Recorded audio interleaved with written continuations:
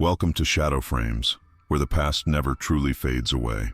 Today we delve into a story that begins in the early 1900s, when photography was still a novelty, and teddy bears had just entered the world of children's toys.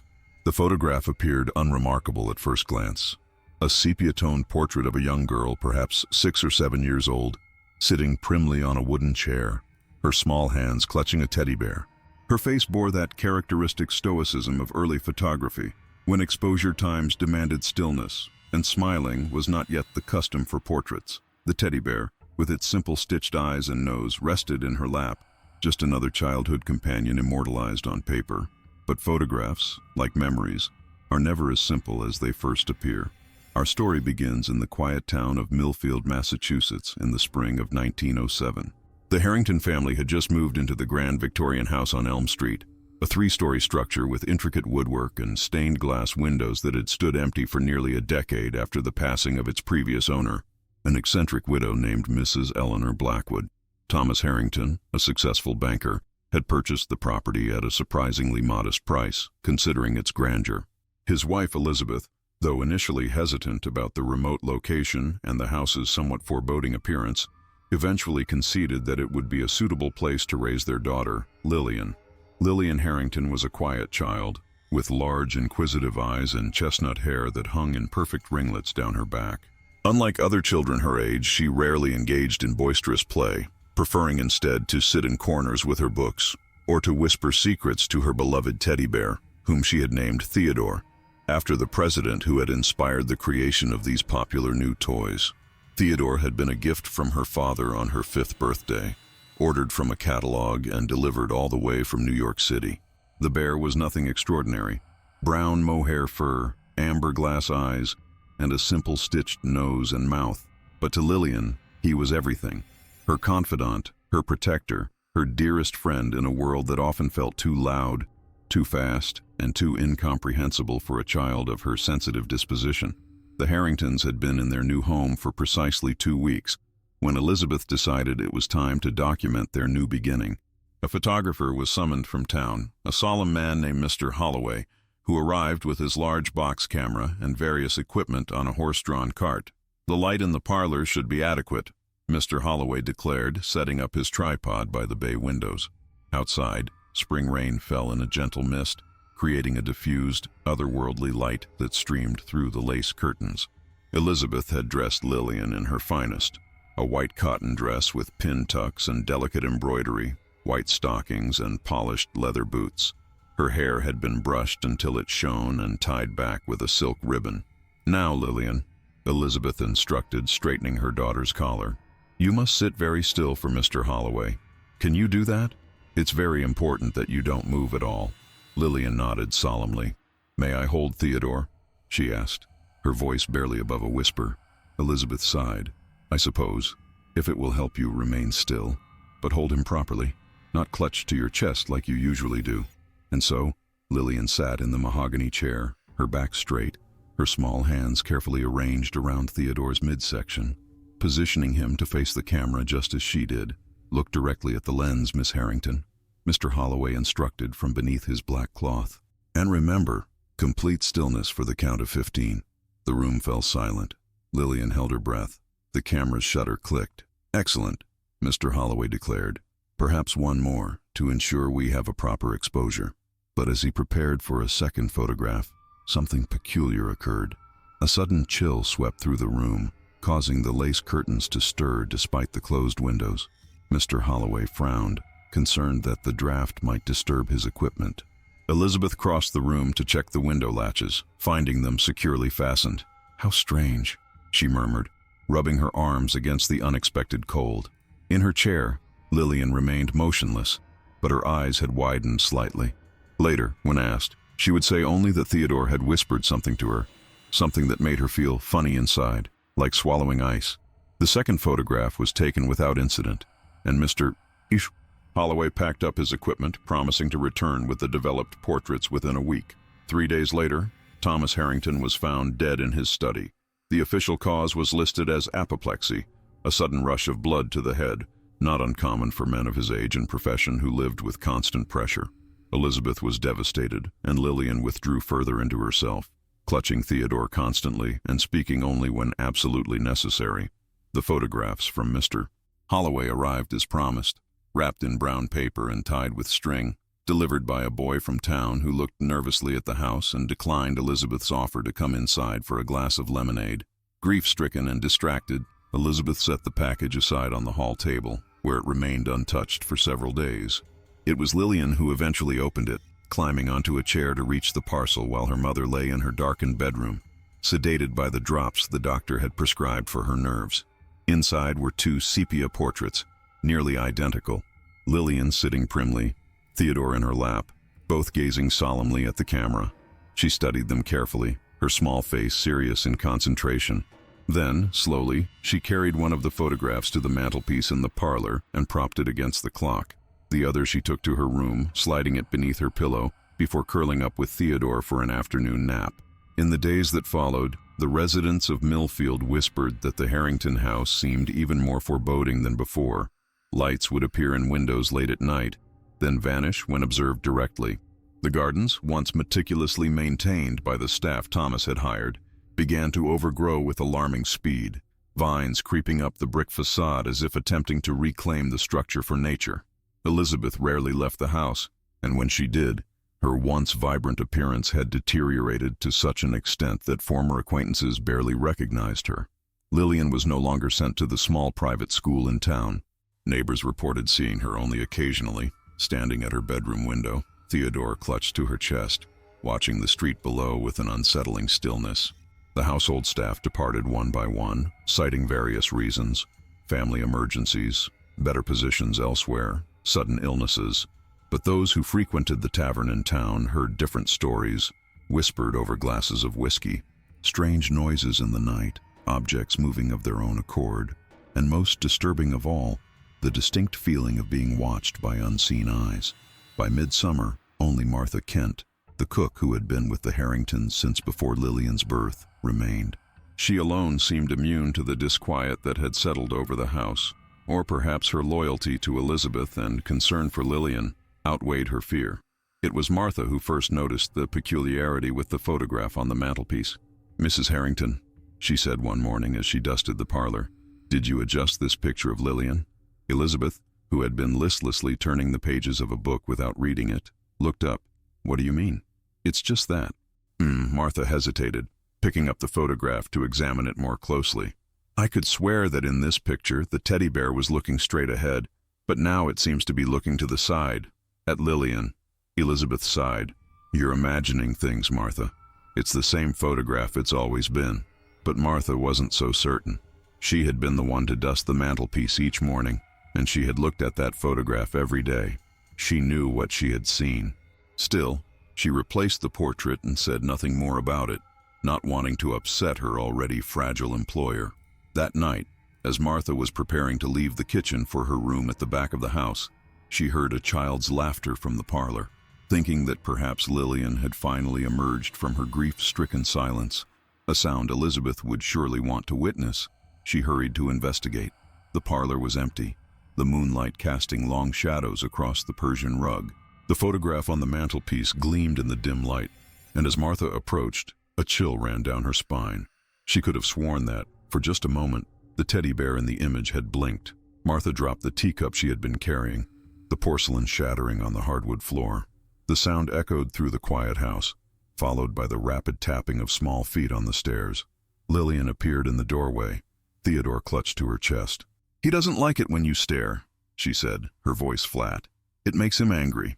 Before Martha could respond, Elizabeth called from upstairs, her voice thin with anxiety. "Martha? Lillian? What was that noise?" "Nothing to worry about, Mrs. Harrington," Martha called back, her eyes still on Lillian.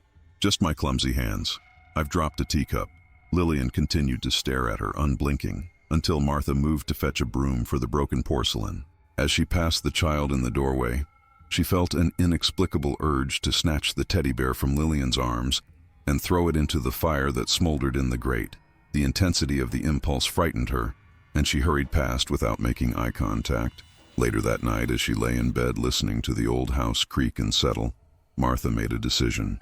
She had served the Harringtons faithfully for many years, but something was terribly wrong in this house. something that went beyond grief or the typical unease of a new dwelling. In the morning, she would speak to Elizabeth about taking Lillian away for a while, perhaps to visit Elizabeth's sister in Connecticut.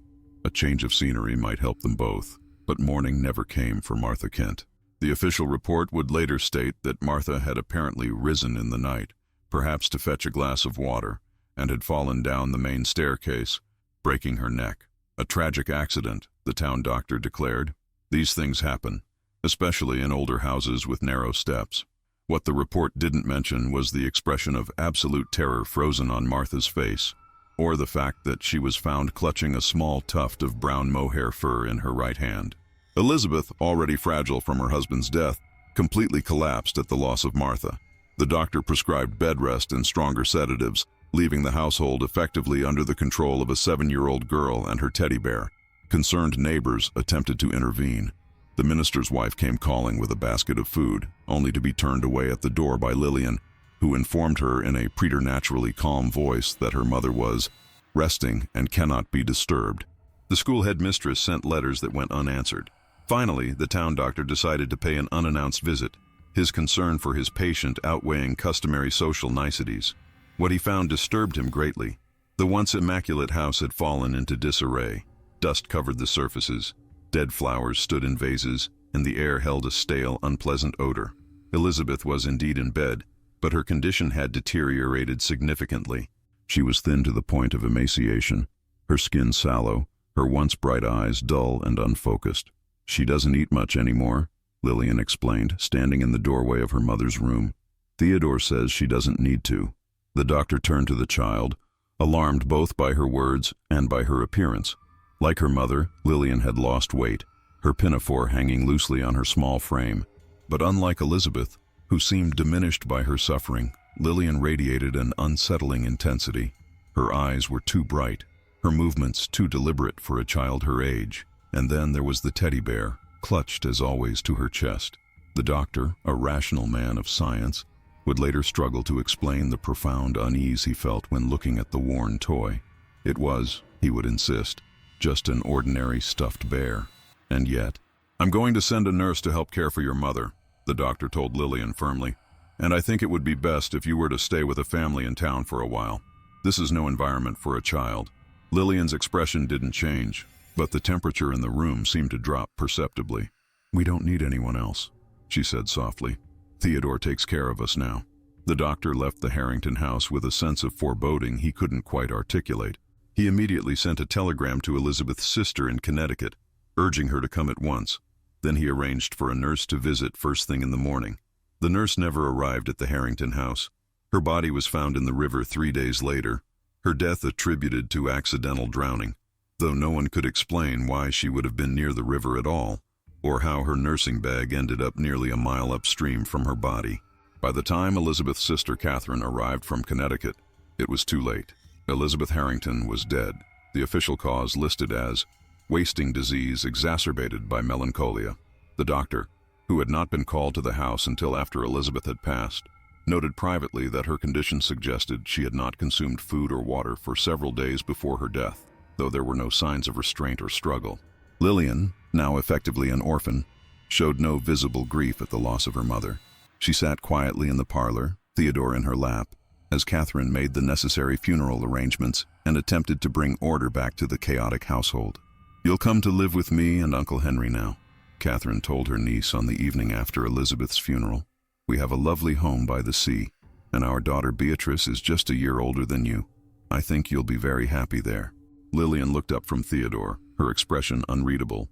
"We can't leave," she said simply. "This is our house now. Theodore says so." Catherine, a more practical and less fanciful woman than her sister had been, was having none of it. "Don't be ridiculous, child. You cannot stay here alone, and that bear," she gestured dismissively toward Theodore, "is just a toy. Now I've packed your things and we'll be leaving on the morning train." That night, as a summer storm raged outside, Catherine awoke to the sound of something scratching at her bedroom door. Thinking it might be a branch blown against the house by the wind, she tried to return to sleep, but the scratching continued, becoming more insistent, until it was impossible to ignore. "Who's there?" she called, sitting up in bed. The scratching stopped, replaced by a silence so complete that Catherine could hear her own heartbeat. Then slowly, the door handle began to turn. The door swung open, revealing the darkened hallway beyond. At first, Catherine saw nothing. Then, as her eyes adjusted, she discerned a small shape on the floor. Theodore the teddy bear, sitting upright, its button eyes gleaming in the dim light. Catherine let out a nervous laugh. "Lillian," she called, "is this some kind of game? Come fetch your bear and go back to bed." No answer came from the hallway. The bear remained motionless. With an impatient sigh, Catherine got out of bed and approached the door, intending to pick up the toy and return it to her niece's room. But as she bent down, she hesitated. Something about the bear's posture, the way it sat so perfectly upright, struck her as unnatural. "This is absurd," she muttered to herself. "It's just a child's toy." But as her hand reached for the bear, it happened. The glass eyes, which had been staring straight ahead, slowly turned to look directly at her. Catherine screamed, stumbling backward. The bear remained where it was, its gaze now fixed on her. Then, with movements that were jerky yet purposeful, it began to crawl toward her, its stubby limbs dragging it across the threshold and into her room. Catherine backed away until she hit the wall, her mind unable to process what she was seeing. This couldn't be happening. It was a hallucination, a waking nightmare brought on by grief and the stress of the past days. "Lillian," she shouted, her voice breaking with terror. "Stop this at once." From somewhere in the house came the sound of a child's laughter, high and sweet and utterly devoid of warmth. The bear continued its inexorable approach. As it reached the center of the room, Catherine made a desperate dash for the door. She had to find Lillian to end this horrific prank, to escape this house that suddenly felt like a trap closing around her. She never reached the hallway. Later, much later, when the story of what happened in the Harrington house that night was whispered about in Millfield, no one could quite agree on the details. Some said that Catherine tripped in her panic, striking her head on the corner of a dresser. Others insisted that she was found at the bottom of the same staircase that had claimed Martha Kent's life, suggesting that she had fallen while fleeing in the dark. What no one disputed was that by the time the milkman noticed the uncollected bottles on the porch and alerted the authorities, Catherine had been dead for several hours, and Lillian was nowhere to be found. The disappearance of Lillian Harrington became one of those local mysteries that fades with time, but never quite disappears. Searches were conducted throughout Millfield and the surrounding countryside. Telegrams were sent to Henry in Connecticut and to other relatives, asking if the child might have somehow made her way to them. Posters with Lillian's description were distributed to neighboring towns. Nothing. It was as if Lillian Harrington and her teddy bear had vanished into thin air. The house on Elm Street stood empty once more. Henry, devastated by the loss of his wife and unwilling to return to the place where she had died, instructed his lawyer to sell the property for whatever it would bring, but there were no takers. The house's reputation had spread, and even at a fraction of its value, no one in Millfield would consider purchasing it. Seasons turned, years passed. The house fell into disrepair, its gardens overtaken by wilderness, its windows broken by weather and vandals, its once grand facade crumbling into decay. Eventually, it became just another abandoned property, its history reduced to a footnote in local lore, a ghost story told by children daring each other to approach its ruined porch. And the photograph, the simple sepia portrait of a solemn girl and her teddy bear, passed from hand to hand, a curious artifact whose significance was forgotten long before it found its way into a cardboard box in the basement of the Millfield Historical Society, where it would remain undisturbed for nearly a century. Present day, Dr. Emma Harlow yawned as she scrolled through her emails, the blue light from her laptop screen harsh in the dimness of her office. Outside, rain lashed against the windows of the university's history department, and the old radiator in the corner hissed and clanked as it struggled against the November chill. 3 months into her position as the youngest associate professor in the department, and she was already drowning in administrative tasks, committee meetings, and the persistent pressure to publish. This wasn't quite how she'd imagined academic life when she was completing her dissertation on domestic spaces and family dynamics in early 20th century New England. A knock at her door provided a welcome interruption. "Come in," she called, closing her laptop with perhaps more force than necessary. Her graduate assistant Tyler poked his head in. "Hey, Dr. H. Just wanted to let you know I finished digitizing that batch of photographs from the Millfield Historical Society." They're uploaded to the shared drive now. Thanks, Tyler. Emma offered him a tired smile. Any gems in there? He shrugged. Mostly the usual. Stern-looking families in their Sunday best, group shots of factory workers, a few buildings that don't exist anymore. Oh, but there was one weird one. A little girl with a teddy bear. Weird how? Emma's curiosity was piqued, despite her fatigue. I don't know, just off somehow. Creepy. Like one of those Victorian memento mori photos, except the kid's definitely alive. He shuddered dramatically. Gave me the willies. Emma laughed. Well, now I have to see it. What's the file name? MHS 1907-047, Tyler said. Anyway, I'm heading out unless you need anything else. My roommate's band is playing at the Cellar tonight. No, I'm good. Have fun. Emma waved him off, already reopening her laptop and navigating to the shared drive. After Tyler left, closing the door behind him, Emma found the file and double-clicked to open it. The photograph expanded to fill her screen. A small girl, in an Edwardian white dress, seated on a wooden chair, holding a teddy bear. Just as Tyler had said, there was something unsettling about the image, though Emma couldn't immediately identify what. The girl herself was pretty in a conventional way. Dark hair arranged in perfect ringlets, a heart-shaped face, large eyes that gazed solemnly at the camera. The teddy bear was typical of its era. Simple design, button eyes, minimal features. Yet something about the composition, or perhaps the lighting, created an atmosphere of unease. Emma zoomed in, examining the details more closely. The photograph had been well preserved, with only minimal fading and no significant damage. The background showed part of what appeared to be a well-appointed parlor, a glimpse of wallpaper, the edge of a curtain, a section of wainscoting. As she studied the image, a notification popped up on her screen, another email demanding her attention. With a sigh, she closed the photograph and returned to her administrative duties, the girl and her teddy bear temporarily forgotten. It wasn't until much later, as Emma was preparing to leave for the night, that she remembered the photograph. On impulse, she opened the file again, this time taking a screenshot and sending it to her personal email so she could examine it more carefully at home. Something about that image nagged at her, a puzzle piece that didn't quite fit, though she couldn't articulate why. Emma's apartment was a small one-bedroom unit in a converted Victorian house not far from campus. What it lacked in space it made up for in character. High ceilings, ornate moldings, and a bay window in the living room that provided the perfect spot for reading on rainy days like this one. After changing into sweatpants and an oversized university hoodie, Emma made herself a cup of tea and settled into the window seat with her laptop. The rain continued to fall, creating a soothing backdrop as she opened her email and downloaded the photograph of the girl with the teddy bear. This time, without the distractions of her office, she noticed something she had missed before. Tiny handwriting on the back of the photograph, visible where the corner had been folded slightly during scanning. Zooming in, she could just make out a name and date. Lillian Harrington, May 12, 1907. Intrigued, Emma opened a new browser tab and typed Lillian Harrington Millfield 1907 into the search bar. The results were sparse, mostly genealogical records and historical society listings. But one link caught her attention. A digitized newspaper article from the Millfield Gazette, dated August 15, 1907, with the headline, "Local Tragedy Claims Third Victim, Child Missing."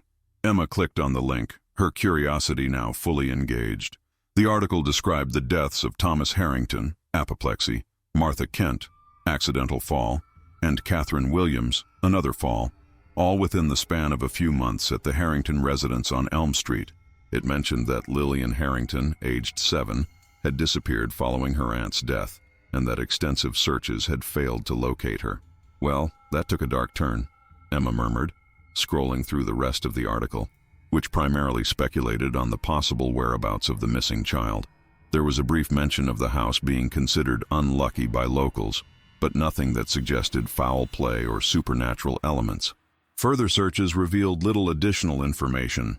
The case of Lillian Harrington appeared to be one of those historical mysteries that had never been resolved, the trail going cold over a century ago. Emma returned to the photograph, studying it with renewed interest. So this was Lillian Harrington, shortly before her father's death and her own disappearance. The child who had vanished without a trace from a house where 3 people had died in suspicious circumstances. "What happened to you?" Emma whispered, as if the girl in the photograph might somehow answer across the divide of 117 years. As if in response, a flash of lightning illuminated her apartment, followed almost immediately by a deafening crack of thunder. The lights flickered once, twice, and then went out, plunging the room into darkness, broken only by the glow of her laptop screen.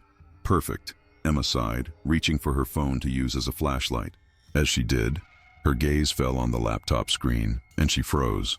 In the photograph, illuminated by the blue-white light of the screen, the teddy bear's button eyes were no longer staring straight ahead. They were turned, just slightly, toward Lillian. Emma blinked hard, certain she was seeing things. Perhaps a trick of the light or an optical illusion caused by the sudden darkness around her. She looked again. The bear's eyes were definitely looking at Lillian now. And was it her imagination, or had the bear's paw moved slightly, its stubby arm now appearing to grip the girl's dress rather than simply rest against it? A chill that had nothing to do with the November night ran through Emma. She closed the laptop with a snap, plunging the apartment into complete darkness except for the faint glow of her phone screen. "Don't be ridiculous," she told herself firmly, using her phone's flashlight to navigate to the kitchen drawer where she kept candles and matches. "It's just a weird artifact from the digitization process. Or maybe Tyler was playing a joke, editing the photo to make it creepier." But as she lit candles around her apartment, the rational explanations seemed increasingly inadequate. She had been looking at the original scan, not an edited version, and the changes she'd observed were subtle, not the kind of obvious alterations someone would make as a prank. Despite her best efforts to dismiss it, the image of the bear's shifted gaze stayed with her throughout the evening. When the power was restored around midnight, Emma found herself reluctant to open her laptop again. Instead, she went to bed, telling herself that in the morning, in the clear light of day, the whole thing would seem silly. Sleep, when it finally came, brought no relief. Emma dreamed of endless, darkened hallways, of running from something she couldn't see but could feel pursuing her. She dreamed of a child's laughter echoing from empty rooms, and of small footsteps pattering behind her, always just out of sight. And she dreamed of a teddy bear, sitting at the foot of her bed, its button eyes gleaming in the moonlight, slowly, inexorably, turning to look at her. Emma awoke with a gasp, her heart racing, her nightshirt clinging to her skin with cold sweat. Weak morning light filtered through her curtains, bringing with it the relief of ended darkness. Just a nightmare, she told herself. Just her subconscious processing the creepy photograph and the sad story of Lillian Harrington. Still, it took several minutes before her pulse returned to normal and she felt ready to face the day. Her first class wasn't until 11, which gave her plenty of time to shower, have breakfast, and perhaps do a bit more research on the Harrington case before heading to campus. As she reached for her phone on the nightstand, she noticed something on the floor near the bedroom door, a scrap of paper that must have been slipped under the door during the night. Probably a notice from the building manager about the power outage, she thought, climbing out of bed to retrieve it. It wasn't a notice. It was a photograph, a small square print of the same image she had been studying the night before. Lillian Harrington and her teddy bear, except in this version, the bear's head was turned completely to face the camera, its button eyes staring directly out of the photograph as if making eye contact with the viewer. With a cry, Emma dropped the photograph, backing away until she hit the edge of her bed and sat down hard. This wasn't possible. No one had this image except her and Tyler, and it certainly didn't exist as a physical print. Even if Tyler were playing some elaborate prank, he didn't have a key to her apartment, and she would have heard someone sliding something under her door during the night. Forcing herself to take deep breaths, Emma approached the photograph again, picking it up with trembling fingers. It looked authentic, aged, slightly faded, printed on the thick paper typical of early 20th century photographs. Turning it over, she saw the same handwriting she had noticed in the digital scan. Lillian Harrington, May 12, 1907. And below that, in the same careful script but with apparently fresher ink, as if added much later, "He sees you now." Emma's first instinct was to tear the photograph into pieces, to flush it down the toilet, to destroy this impossible object that had somehow found its way into her apartment. But her academic training rebelled at the thought of destroying a historical artifact, even one that was causing her such distress. Instead, she carefully placed the photograph in a book, closing it firmly as if to trap whatever malevolence might emanate from the image between the pages. Then she showered and dressed quickly, deciding that she would go to campus early, find Tyler, and get to the bottom of what was clearly an elaborate, if extremely unsettling, practical joke. The history department was quiet when she arrived, most of her colleagues either teaching morning classes or not yet in for the day. Tyler's usual desk in the graduate assistant office was empty, his backpack and ever-present coffee mug notably absent. Emma checked her watch, 9:30 a.m. Tyler typically arrived around 10 woes on days when he didn't have morning classes. She could wait for him or... An idea occurred to her. The original photographs from the Millfield Historical Society were still in the department's archive room, waiting to be returned now that the digitization project was complete. Perhaps examining the actual physical photograph of Lillian Harrington would provide some answers. The archive room was in the basement of the building, a climate-controlled space filled with metal shelving units containing boxes of documents, photographs, and other historical materials. Emma used her faculty keycard to access the room, flipping on the fluorescent lights that buzzed overhead, casting a harsh bluish glow over the space. The Millfield Historical Society materials were in a designated section, organized in acid-free boxes labeled by year and content type. Emma quickly located the box labeled MHS 1900-1910 Photographs and carried it to the small work table in the corner of the room. Inside, the photographs were stored in protective mylar sleeves, each with an identification number corresponding to its entry in the digitization database. Emma flipped through them, searching for MHS 1907-047, the Lillian Harrington photograph. It wasn't there. Frowning, Emma checked the box again, thinking perhaps it had been misfiled. When that yielded nothing, she consulted the inventory sheet attached to the inside of the box lid. According to the list, MHS 1907-047 should have been present, described as portrait young girl with teddy bear, Harrington, L. Emma sat back, puzzled. Had Tyler removed the photograph for some reason? Or had it never been in the box to begin with, despite being listed in the inventory? And if so, how had he scanned it for the digitization project? The sound of the archive room door opening startled her. She turned to see Tyler entering, a look of surprise crossing his face when he spotted her. "Dr. H, what are you doing down here so early?" Emma decided to be direct. "Looking for the original Lillian Harrington photograph, the one you scanned yesterday. It's not in the box." Tyler frowned, setting down his coffee. "That's weird. I definitely remember scanning it. Let me see." He joined her at the table, rifling through the photographs with the casual familiarity of someone who had been handling them for weeks. After a thorough search, he looked up, perplexed. "You're right, it's not here. Maybe I left it out somewhere." He glanced around the room, as if expecting to see the photograph lying on a nearby surface. "Tyler," Emma said carefully, "did you by any chance make a physical copy of that photograph? Or edit the digital file to make it look like the teddy bear was moving?" He stared at her. "What? No, why would I do that? So you didn't slip a copy under my apartment door last night?" Tyler's confusion appeared genuine. "I don't even know where you live, Dr. H. What's going on?" Emma briefly considered showing him the photograph she had found that morning, which was now safely enclosed in a book in her bag.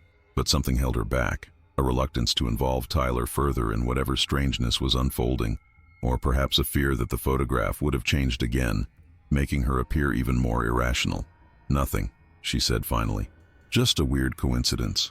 Someone slipped a photograph under my door last night that looked similar to the Lillian Harrington one, and I thought maybe you were playing a joke." Tyler shook his head. "Not me.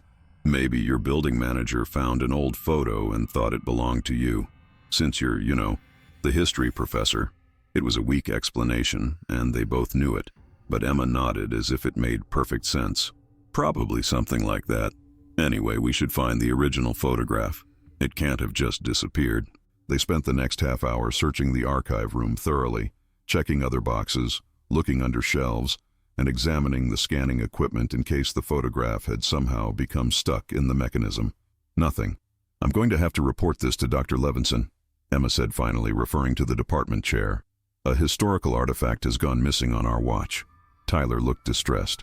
"Could we maybe wait a day or two? Give me a chance to find it? I was the last one to handle it, so this is kind of on me." Emma hesitated. Protocol dictated immediate reporting of any missing items, but she could understand Tyler's concern, and a small part of her wondered if involving more people would only complicate an already bizarre situation. "One day," she conceded. "If it hasn't turned up by this time tomorrow, we go to Levenson." Tyler nodded gratefully. Thanks, Dr. H. I'll turn this place upside down if I have to. As Emma gathered her things to leave for her 11A class, Tyler asked, "So, what was it about that photograph that freaked you out? You said someone slipped a similar one under your door?" Emma paused. "It's silly, really. Just something about the teddy bear. In the digital version, it looked like its eyes were moving, looking in different directions in different views of the same file. Obviously just a glitch or something." Tyler's expression changed. A flicker of something. Recognition. Concern crossing his face. "You know, now that you mention it, I had a weird experience with that photograph too. When I was scanning it, I could have sworn..." He trailed off, shaking his head. "Never mind. Like you said, probably just a glitch." "What?" Emma pressed. "What did you see?" Tyler looked uncomfortable. "It's going to sound crazy." "Try me," he sighed. "When I first put it on the scanner, the bear was looking straight ahead. But when I checked the preview on the computer screen, it was looking at the girl. I figured I just hadn't noticed its position correctly the first time, so I picked it up to look at it again. And now the bear was looking straight ahead, just like I'd initially thought." A chill ran through Emma. "What did you do?" "I convinced myself I was being an idiot and scanned it. But when I was walking back to my desk with the photograph, I felt, I don't know how to describe it, like someone was watching me. I turned around and no one was there, just me in the empty archive room. But the feeling didn't go away, and when I looked down at the photograph in my hand, the bear was looking at you." Emma finished for him. Tyler nodded, his face pale. "Right at me. I dropped the thing like it was on fire. Then I picked it up again, and it was back to normal. Bear looking straight ahead. I told myself I was just tired, seeing things.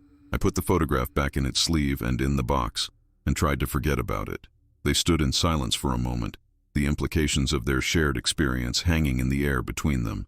"We need to find that photograph," Emma said finally. "Not just because it's a missing artifact, but because I need to know what's happening." Tyler nodded. "I'll keep looking here. And maybe you could check the Historical Society records. See if there's any more information about Lillian Harrington and that teddy bear. There's got to be a rational explanation for all this." But as Emma left the archive room, she wasn't so sure. The rational explanations were becoming increasingly difficult to maintain in the face of impossible evidence, and somewhere in the back of her mind, she could hear the faint echo of a child's laughter. Emma's 11A class was a blur. She went through the motions of lecturing on industrialization's impact on family structures, responding to student questions, and assigning readings for the next session. But her mind was elsewhere, fixed on a photograph from 1907, and the impossible changes it seemed to undergo when no one was looking. As soon as class ended, she returned to her office, closed the door, and took out her laptop. There had to be more information about Lillian Harrington and the strange events at the house on Elm Street. The newspaper article she'd found the previous night had been frustratingly vague, focusing more on the search for the missing child than on the circumstances surrounding the deaths in the house. Emma started with the university library's digital archives, searching for more articles from the Millfield Gazette around the same time period. She found several follow-up pieces about the search for Lillian, each more despairing than the last as weeks passed with no sign of the child. There was a small item about Henry Williams, Catherine's husband, instructing a local real estate agent to sell the Harrington house, and a later notice that the property had been withdrawn from the market due to lack of interest. Nothing that explained what had happened to Lillian, or why her photograph seemed to have a life of its own. Next, Emma tried the Millfield Historical Society's online database.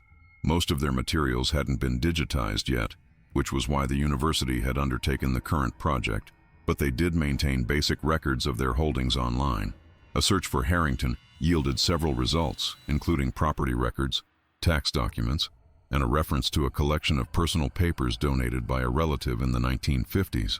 The papers were described as correspondence, journals, and miscellaneous documents related to the Harrington family of Elm Street, circa 1900-1910.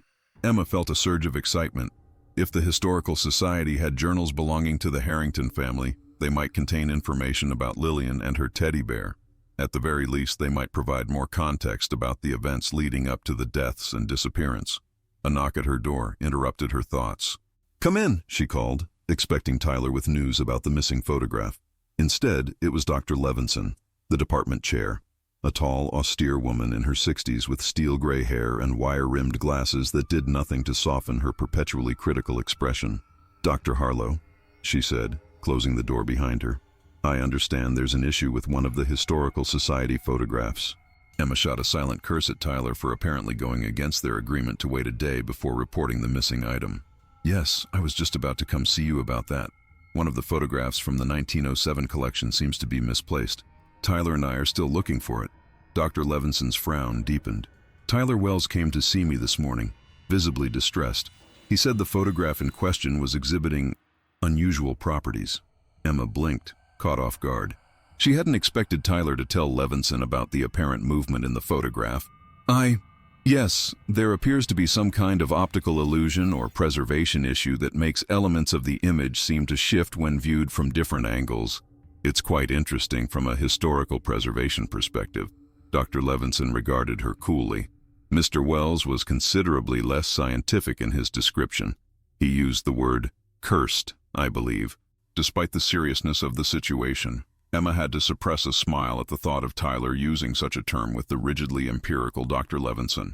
Tyler is an excellent graduate assistant, but he can be somewhat dramatic, Emma said diplomatically. I'm sure there's a perfectly logical explanation for what we're observing. In fact, I was just researching the subjects of the photograph to see if there might be any historical context that could explain its unusual properties. Dr. Levenson raised an eyebrow. And have you found anything? Not yet, but the Historical Society has a collection of Harrington family papers that might be helpful. I was thinking of driving over there this afternoon to take a look. To Emma's surprise, Dr. Levenson nodded. That's not a bad idea. In fact, I insist on it. We need to resolve this matter quickly and quietly. The university's relationship with the Historical Society is important, and I don't want rumors of missing or cursed artifacts causing unnecessary tension. She moved toward the door, then paused.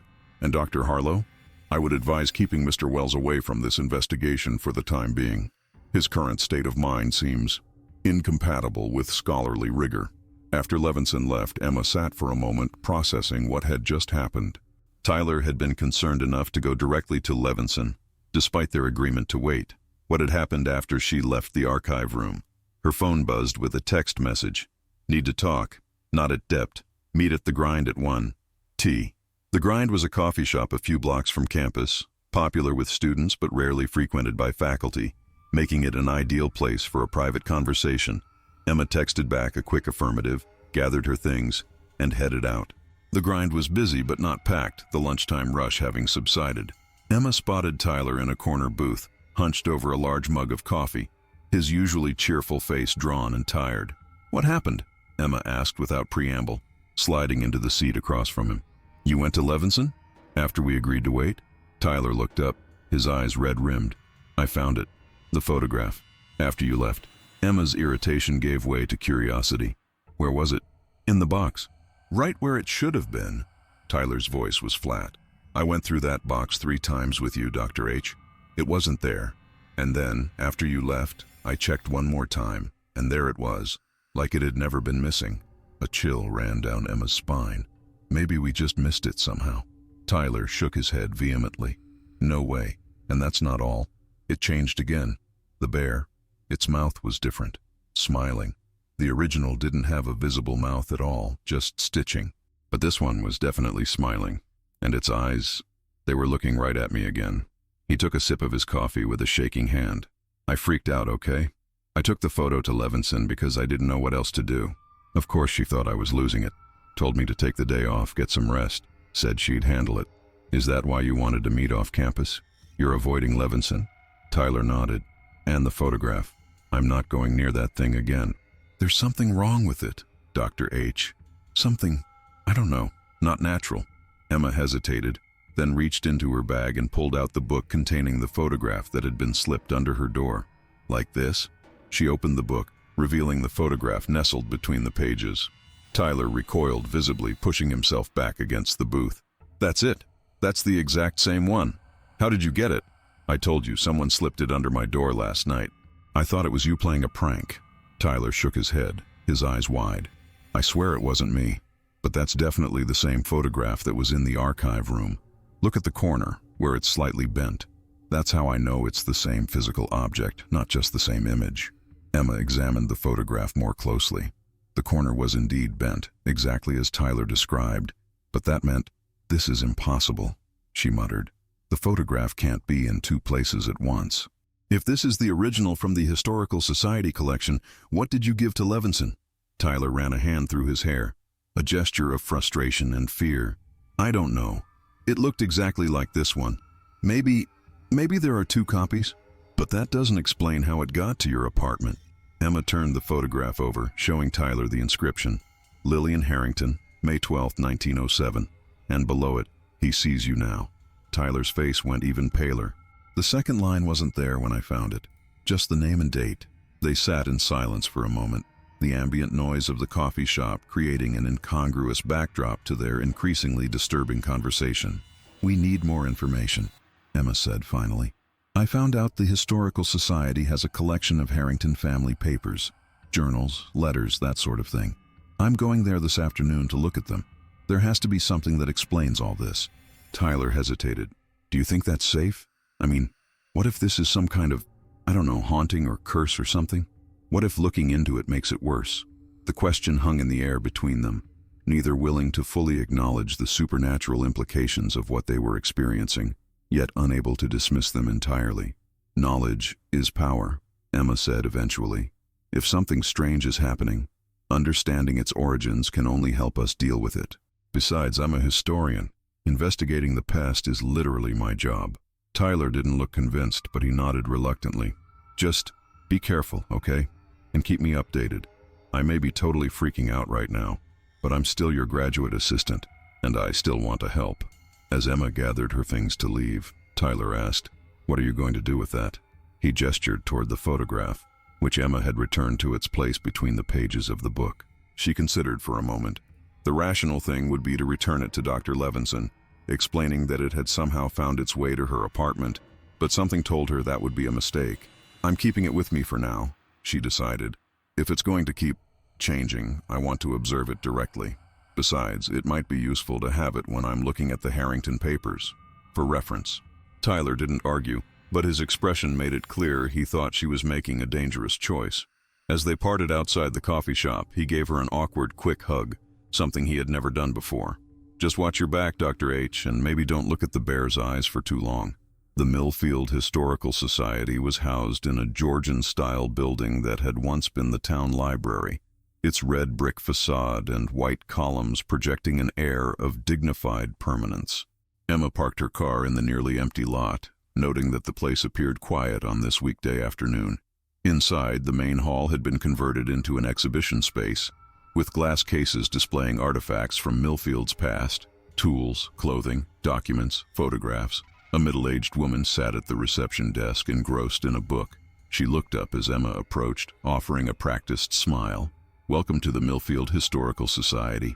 Are you here for our special exhibit on local industry? Emma shook her head.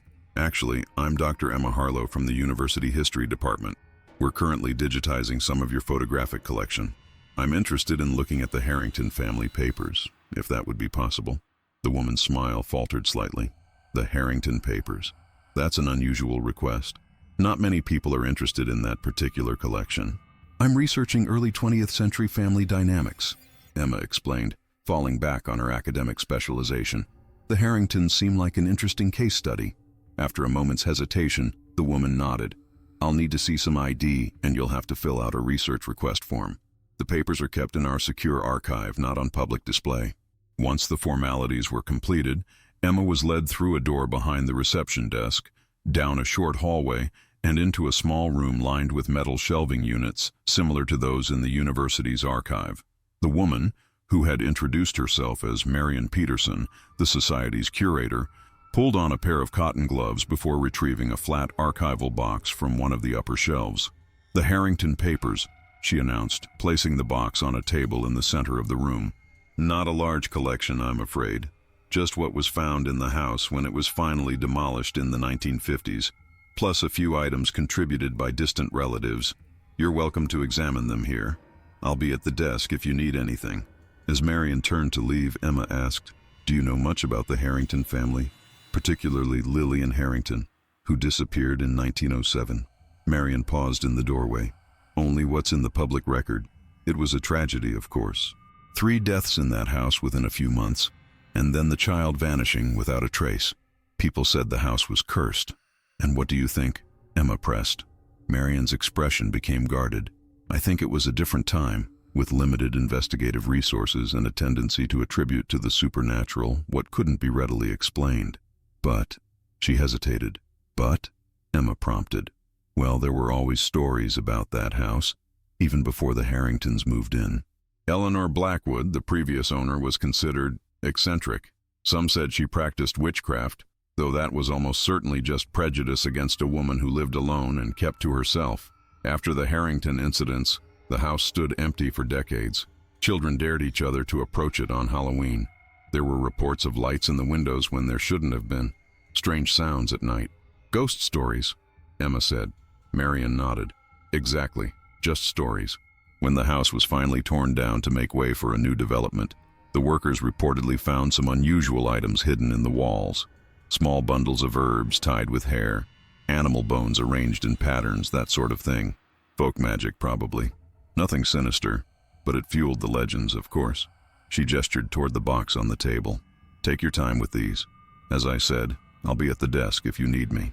After Marian left, closing the door behind her, Emma pulled on the cotton gloves provided and carefully opened the archival box. Inside were several file folders, each labeled with a description of its contents: correspondence, financial records, personal journals, and miscellaneous. Emma decided to start with the journals, hoping they might provide some insight into the Harrington family dynamics and possibly mention Lillian's teddy bear. The folder contained 3 small, leather-bound books. One had Thomas Harrington embossed on the cover. Another was labeled simply E.H. in faded gold lettering, and the third bore no external identification. She began with Thomas's journal, quickly discovering that it was primarily a record of business transactions and brief notes about meetings, with very few personal observations. The entries ended abruptly in April 1907, presumably at the time of his death. Elizabeth's journal, assuming E.H. referred to Elizabeth Harrington, was more promising. It contained more detailed entries about domestic matters, social engagements, and occasional mentions of Lillian. Emma skimmed through the early entries, looking for any reference to the teddy bear. She found it in an entry dated December 25, 1906. Christmas Day. Lillian received the teddy bear she has been asking for since summer. Thomas ordered it from F.A.O. Schwartz in New York at considerable expense. She has named it Theodore and will not be parted from it, even at mealtimes. I do worry about her attachment to the toy. It seems excessive, even for a child of her age and imaginative nature. She whispers to it constantly, as if it were telling her secrets. Thomas says it is merely a phase and will pass, but there is something in her expression when she looks at the bear that disturbs me. It is not the innocent love of a child for a toy, but something more, knowing. Perhaps I am being fanciful. Emma read on, finding more concerning entries as the months progressed. January 15, 1907. Lillian continues to be inseparable from that bear. She has taken to setting a place for it at the table and insists that it requires its own chair. When I objected, she became hysterical, claiming that Theodore will be angry. Thomas indulges this behavior, but I find it increasingly troubling. February 3, 1907. Found Lillian in the attic today, sitting in a circle of candle stubs she must have collected from the servants' quarters. The bear was positioned opposite her, and she appeared to be having an intense conversation with it. When I asked what she was doing, she said simply, "Theodore is teaching me things. I have hidden the matches and instructed Martha to keep candles locked away when not in use." March 17, 1907. Woke in the night to find Lillian standing at the foot of our bed, the bear clutched to her chest. Her eyes were open but seemed unseeing. When Thomas spoke to her, she did not respond. He carried her back to her room, but I could not return to sleep. There was something about her stillness, about the way the bear seemed to be watching us over her shoulder, that chilled me to the bone. The entries became increasingly fragmented and disturbed after Thomas's death in April, reflecting Elizabeth's declining mental state. She made repeated references to hearing whispers in the night, to finding objects moved from where she had left them, and to Lillian's increasingly strange behavior. The final entry, dated just 3 days before Elizabeth's own death, was particularly disturbing. He is taking her from me. The bear, Theodore.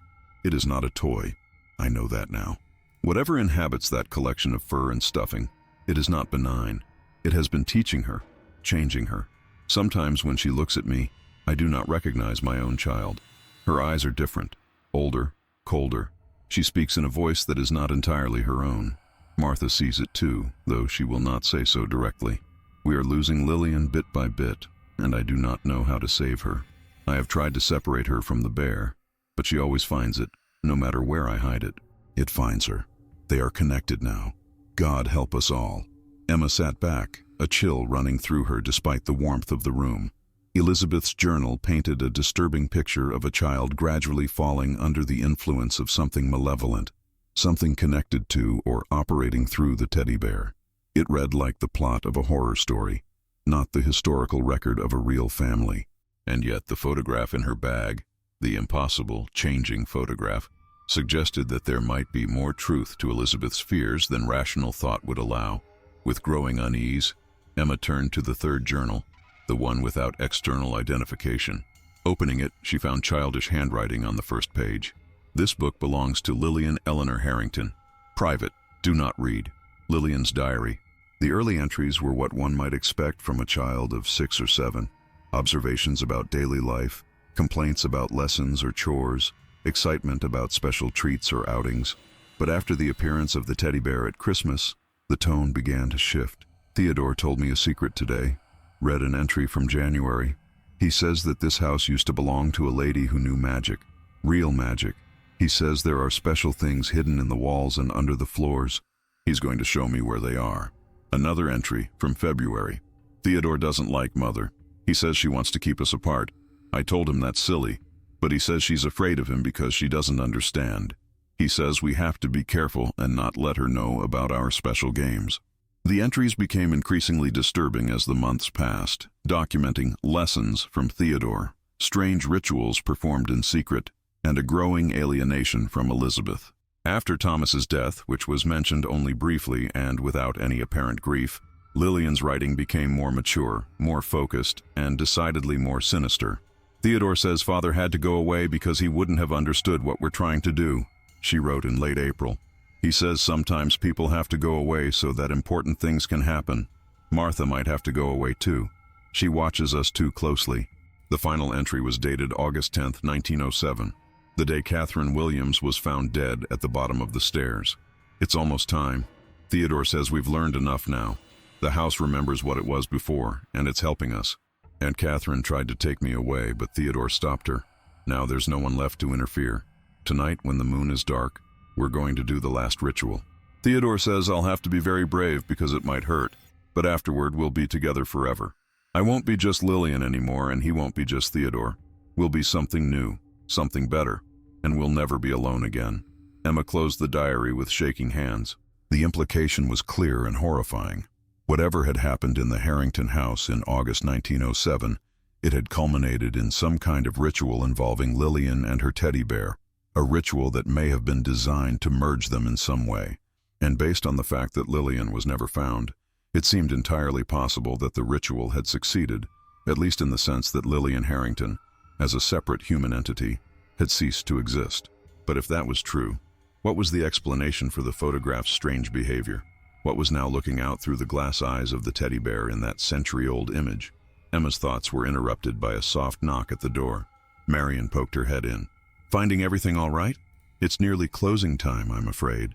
Emma glanced at her watch, surprised to discover that she had been reading for over 2 hours. Yes, thank you. These are fascinating documents. Would it be possible for me to come back tomorrow to continue my research? Marion nodded. Of course. We open at 10 a.m. I'll keep the materials set aside for you. As Emma gathered her things, a thought occurred to her. Ms. Peterson, the photograph in your collection, the one of Lillian Harrington with her teddy bear, do you know where it came from? Who donated it? Marion's expression became oddly guarded. That particular photograph has an unusual history. It wasn't part of the original materials found in the house. It appeared in our collection sometime in the 1970s, with no record of who donated it or how it was acquired. Our former curator, Mr. Griggs, simply found it one day in a box of miscellaneous photographs, already labeled and catalogued, as if it had been part of the collection all along. That doesn't strike you as strange? Emma pressed. Marion hesitated. Many things about the Harrington case are strange, Dr. Harlow. That's perhaps the least of them. Now, if you'll excuse me, I need to close up for the day. As Emma drove back to her apartment, Her mind raced with questions. The journals suggested something supernatural had occurred in the Harrington house, centered around Lillian and her teddy bear. The photograph, which apparently had no clear provenance, seemed to support this theory with its impossible changes. And now it was somehow in her possession, slipped under her door in the night by an unknown hand. The rational part of her mind argued that there must be logical explanations. Elizabeth and Lillian's journals could be the product of mental illness or overactive imaginations. The photograph could be experiencing some strange chemical degradation that created the illusion of movement. Its appearance at her apartment could be an elaborate prank. But even as she listed these possibilities, she knew they were insufficient. Something truly inexplicable was happening. Something connected to events that had occurred 117 years ago in a house that no longer existed. Emma's apartment was dark when she returned, the early winter evening having brought night by 5:30 p.m. She flipped on the lights, dispelling the shadows, and set her bag on the kitchen counter. The book containing the photograph seemed to weigh more heavily than it should, as if the image inside had somehow gained mass. After making herself a strong cup of tea, Emma steeled herself to examine the photograph again. She opened the book carefully, half expecting the image to have changed once more. It had. The teddy bear's head was now fully turned toward the camera, its button eyes staring directly out of the photograph. But that wasn't all. Its stitched mouth, which had been a simple straight line, was now curved in what could only be described as a knowing smile, and Lillian's expression had changed too, her solemn stoic look replaced by a faint smile that mirrored the bear's, her eyes seeming somehow older, more aware. Written on the back, in the same careful handwriting but appearing even fresher than before, "We see you, Emma Harlow. We've been waiting for someone like you." Emma dropped the photograph as if it had burned her. Her name. It knew her name. Whatever intelligence was operating through the image, it was aware of her specifically. Her phone rang, making her jump. Tyler's name flashed on the screen. "Dr. H," he said as soon as she answered, his voice tense. "Something weird is happening. Levenson called me back to campus after you left. She wanted me to show her exactly where I found the photograph in the archive room." "And?" Emma prompted, her eyes fixed on the photograph lying on her counter, afraid to touch it again, but equally afraid to look away.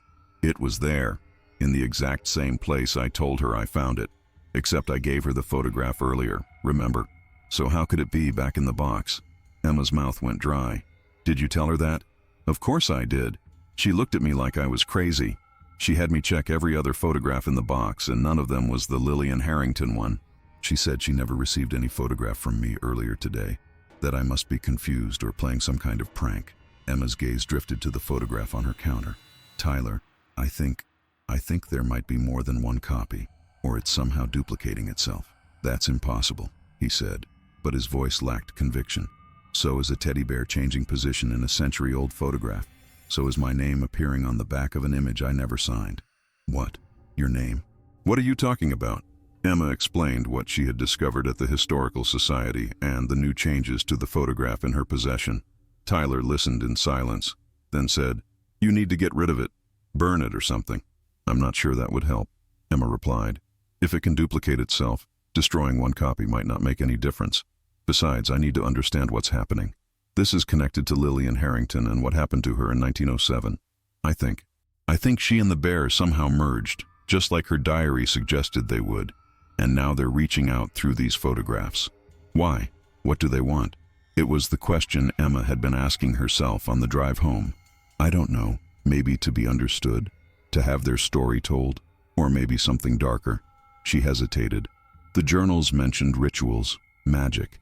What if they're looking for a new, I don't know, host or vessel? The silence that followed was heavy with unspoken fear. "Stay where you are," Tyler said finally. "I'm coming over. You shouldn't be alone with that thing." Emma started to protest, then stopped. The truth was, she didn't want to be alone with the photograph. Not now, not after what she had discovered. "Okay, but be careful." After hanging up, Emma paced her small apartment, too agitated to sit still. The photograph remained on the counter, seemingly innocent now, just an old image of a girl and her toy, but she knew better. On impulse, she took a photo of it with her phone, thinking that perhaps a digital copy would provide some kind of evidence or protection. The screen showed exactly what she saw on the counter. The teddy bear looking at the camera, the girl with her faint, knowing smile. She sent the image to Tyler with the message, This is what it looks like now. Be careful coming over. His reply came almost immediately. Don't look at it anymore. I'm 10 minutes away. Emma put her phone down and turned away from the photograph, trying to focus on something else. She tidied her already neat living room, straightened books on shelves, wiped down surfaces that didn't need cleaning. Anything to keep her hands busy and her eyes averted from the kitchen counter. But she could feel it, the weight of unseen eyes following her movements. The subtle pressure of attention focused entirely on her. It was like being stalked by a predator, the prickling awareness of danger that operates below conscious thought. When the knock came at her door, Emma nearly jumped out of her skin. "Who is it?" she called, even though she knew it must be Tyler. "It's me," came his voice, sounding oddly strained. "Let me in, Dr. H." Something in his tone made her hesitate. "Just a second," she said, approaching the door cautiously. Through the peephole, she could see Tyler standing in the hallway, his face partially shadowed, a stuffed backpack slung over one shoulder. She opened the door, keeping the chain on. "Hey, you got here fast." Tyler smiled, but it didn't reach his eyes. "Traffic was light. Can I come in?" Emma studied him for a moment, a sense of unease growing. There was something off about him, his posture too rigid, his eyes too fixed, his smile too permanent. "What was the name of the coffee shop where we met today?" she asked suddenly. Tyler's smile didn't waver. "What?" "The coffee shop. Where we met after you spoke to Levenson. What was it called?" A flicker of something, annoyance, confusion, crossed his face. We were at the Bean, of course. Come on, Dr. H, let me in. It's cold out here." "It was the Grind," Emma said, taking a step back from the door. "Not the Bean." Tyler's expression changed then, the fake smile morphing into something colder, more calculating. "You're being paranoid. I misspoke, that's all. Now let me in." "No," Emma said firmly, reaching for the door to close it. "I don't think I will." Tyler's hand shot out, faster than seemed humanly possible, catching the edge of the door before she could close it. The smile was completely gone now, replaced by an expression of focused malevolence that transformed his familiar features into something alien and terrifying. "Let me in, Emma," he said, and his voice had changed too, deeper, with an odd echo, as if someone else were speaking in unison with him. "We have so much to show you." Emma slammed her weight against the door, forcing it closed despite Tyler's inhuman strength, and quickly locked the deadbolt. From the hallway came a sound that was not quite laughter and not quite a growl, a noise no human throat should be able to produce. "We'll find another way," Tyler's voice promised from the other side of the door. "We always do. We've been waiting so long, Emma, so very long." The sound of footsteps retreated down the hallway, followed by silence. Emma stood frozen by the door, her heart racing. That had not been Tyler, or at least, not only Tyler. Something was using him, wearing him like a costume, and she was fairly certain she knew what that something was. Her phone rang, making her jump. She pulled it from her pocket with shaking hands. Tyler's name flashed on the screen again. Should she answer? What if it was still whatever had been at her door? But what if it was the real Tyler, in danger or trying to warn her? She took a deep breath and accepted the call. "Hello?" "Dr. H?" came Tyler's voice, sounding normal again, perhaps a bit breathless, but recognizably himself. "Something weird is happening with my phone. Did you get a strange text or call from me in the last few minutes?" Emma felt a chill run through her. "Yes, and someone who looked like you just came to my apartment." "What?" "I'm still on campus. I got held up. Levenson wanted me to write up a formal statement about the missing photograph. I'm just leaving now." "Don't come here," Emma said urgently. "It's not safe. Whatever is happening, it's escalating. The photograph, the teddy bear, they're not just changing anymore. They're manifesting physically somehow, creating duplicates or possessing people." There was a beat of silence. "Dr. H, you're scaring me. This sounds crazy, I know. But I know what I saw, Tyler. It wasn't you at my door, but it looked exactly like you, except wrong somehow. And it knew things, like where I live, but it didn't know where we met today. It's like it had access to some of your memories, but not others." "What do you want me to do?" Tyler asked, his voice small. Emma thought quickly. "Go back to the archive room.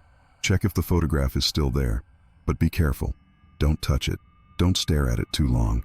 Just confirm whether it's present or not. And then go home. Lock your doors. And don't answer for anyone, including me, until morning." I need to figure out what's happening and how to stop it. After hanging up, Emma turned back to her kitchen counter, where the photograph lay, except it wasn't there anymore. Her blood ran cold. She was certain she had left it there, had not moved it after examining it. But now the counter was empty, the photograph gone without a trace. Emma did a quick, frantic search of her apartment, checking every surface, looking under furniture, even opening drawers and cabinets. No sign of the photograph. It had simply vanished, which meant it was now loose in the world, able to appear anywhere, to anyone, like it had appeared under her door last night, like it had apparently duplicated itself in the archive room. Her phone buzzed with a text from Tyler. Photo still in archive, locked in drawer, going home now. At least that was something. They knew where one copy was. But how many more existed? And what were they meant to do? Emma sat down at her kitchen table, trying to think logically despite the fear clouding her mind. The journals had suggested that Lillian and Theodore had performed some kind of ritual, possibly to merge their essences. If that had happened, and the evidence increasingly suggested it had, then the entity created by that merger had been trapped or dormant for decades, perhaps only able to manifest through the photograph. But now it seemed to be growing stronger, able to create physical duplicates of itself, to influence or possess people, to appear and disappear at will. The question was, why now? What had changed? Emma's thoughts were interrupted by a soft thump from her bedroom. She froze, listening intently.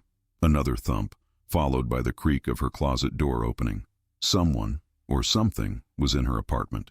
Moving as quietly as possible, Emma crept to the kitchen drawer where she kept a small canister of pepper spray.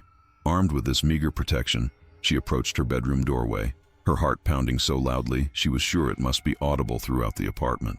The bedroom was dark, the only light spilling in from the hallway behind her. Emma reached for the switch, then hesitated. Did she really want to see what was in there? Another creak from the closet decided for her. She flipped the switch. The bedroom appeared normal at first glance. Bed neatly made, books stacked on the nightstand, curtains drawn against the night. But the closet door was indeed partially open, when she was certain it had been closed when she left that morning. Taking a deep breath, Emma stepped into the room, pepper spray held out before her like a talisman. "Who's there?" she called, her voice steadier than she felt. No answer, but the closet door swung open a bit further, as if pushed by a gentle breeze. Except there was no breeze in her sealed apartment. Emma approached cautiously, using the toe of her shoe to push the closet door fully open. Inside, her clothes hung in orderly rows, shoes lined up beneath them, storage boxes stacked on the shelf above. Nothing unusual. No intruder, no monster, no animate teddy bear lurking among her sweaters.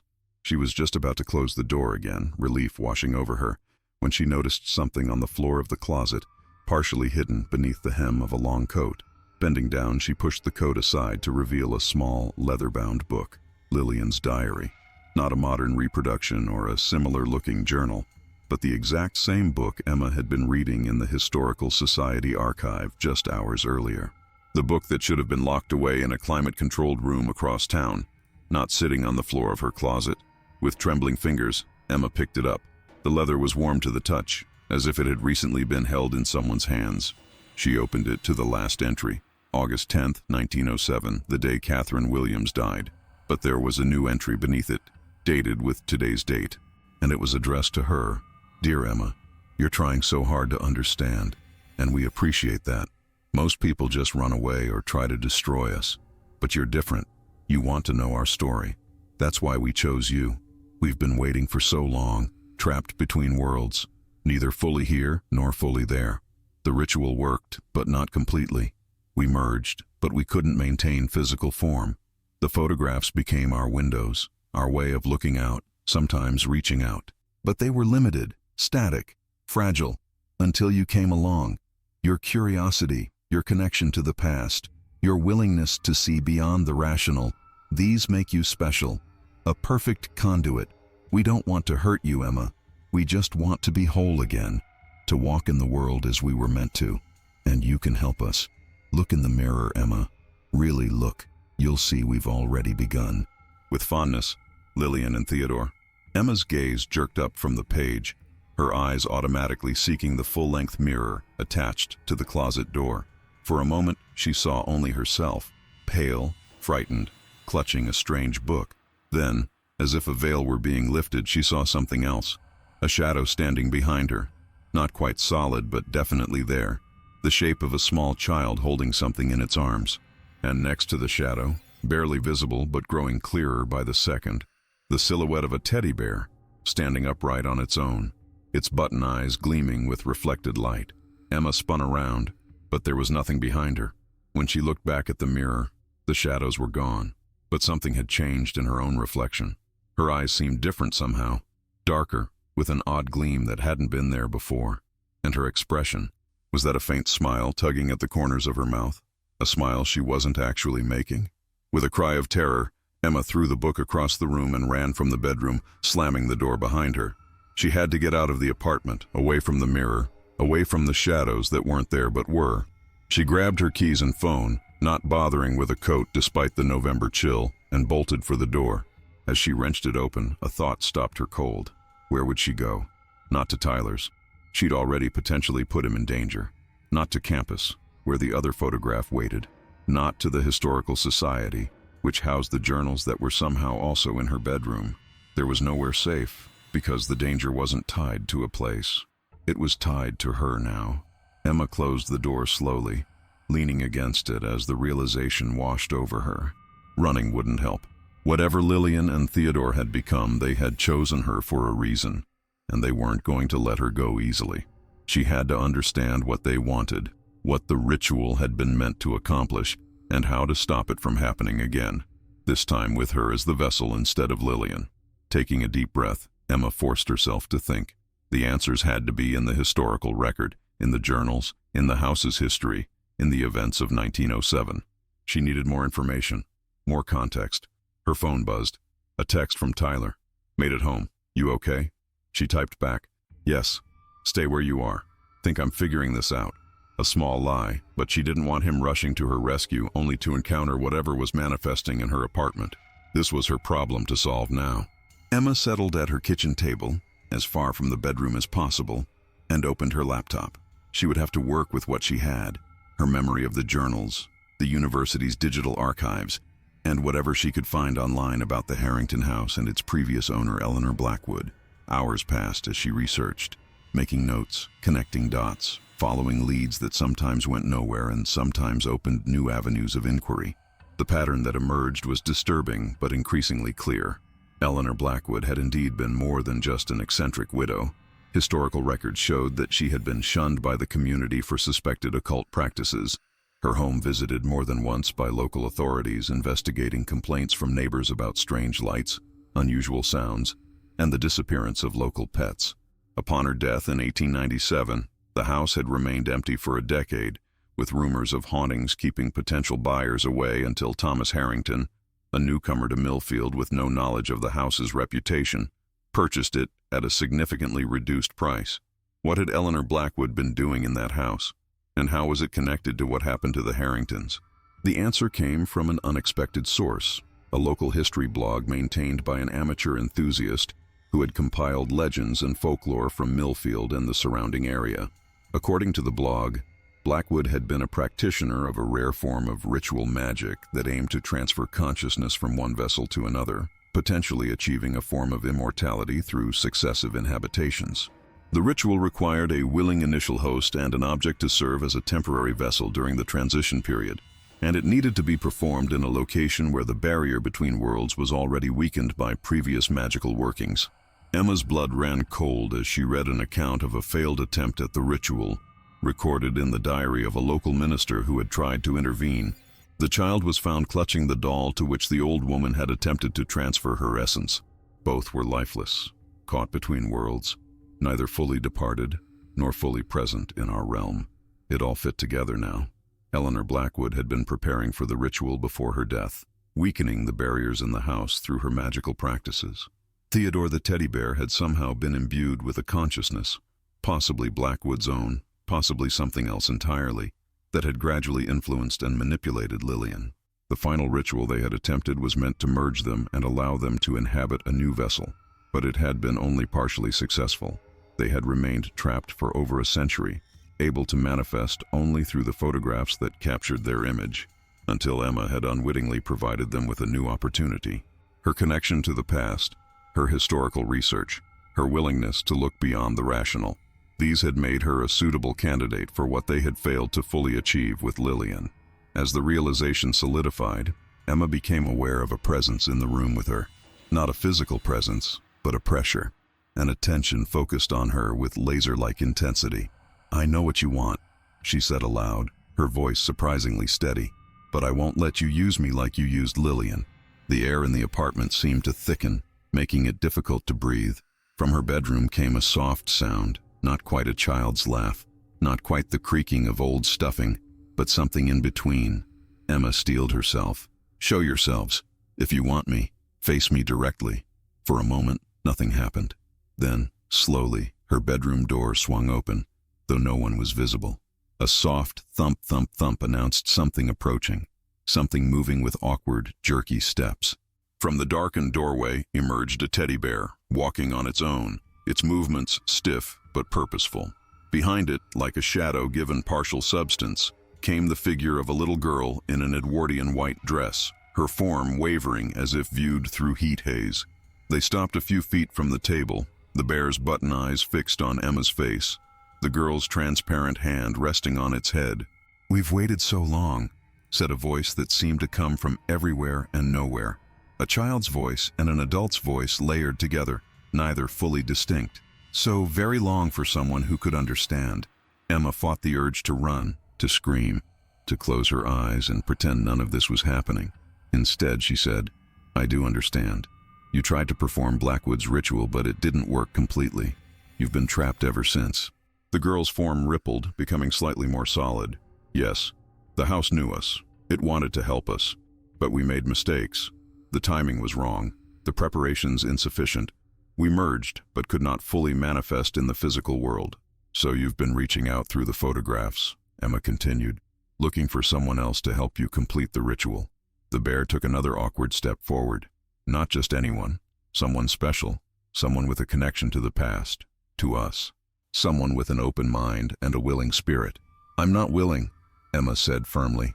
"I don't want to be your vessel. I don't want to disappear like Lillian did." The girl's form wavered again, her expression shifting between sadness and anger. "Lillian didn't disappear. She transcended. She became something more. We became something more. But it's not complete. Not yet. We need you to finish what we started." Emma shook her head. "No, I won't help you." The air in the apartment grew colder, a wind from nowhere stirring papers on the table.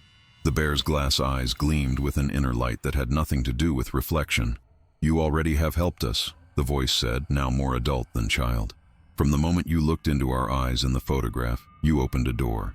We've been coming through bit by bit. Haven't you felt it? The changes in yourself? The moments when you think thoughts that aren't quite your own? The reflections that don't match your movements?" Emma thought of the mirror, of the smile she hadn't been making. A chill ran through her that had nothing to do with the supernatural cold filling her apartment. "It's not too late," she said, trying to project confidence she didn't feel. "I can still close that door. I can still stop this." The bear and the girl exchanged a glance, a silent communication passing between them. Then they looked back at Emma, their expressions now identical. A cold, calculating assessment that had nothing childlike about it. "It is far too late," they said in unison. "The process has already begun. By morning, it will be complete. You will join us, and we will finally walk the world again. All the knowledge we have accumulated, all the power we have gathered in our long waiting, it will be yours too. A gift, Emma. We are offering you a gift beyond imagining." Emma pushed back from the table, standing up.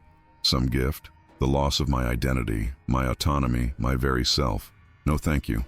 She backed toward her apartment door, keeping her eyes on the bear and the ghost child. If she could just get out, maybe find help, or at least a public place where these manifestations couldn't follow. But as she reached for the doorknob, a wave of dizziness swept over her. Her vision blurred, darkness creeping in from the edges. She stumbled, catching herself against the wall. "You see?" the voice said, now seeming to come from inside her own head.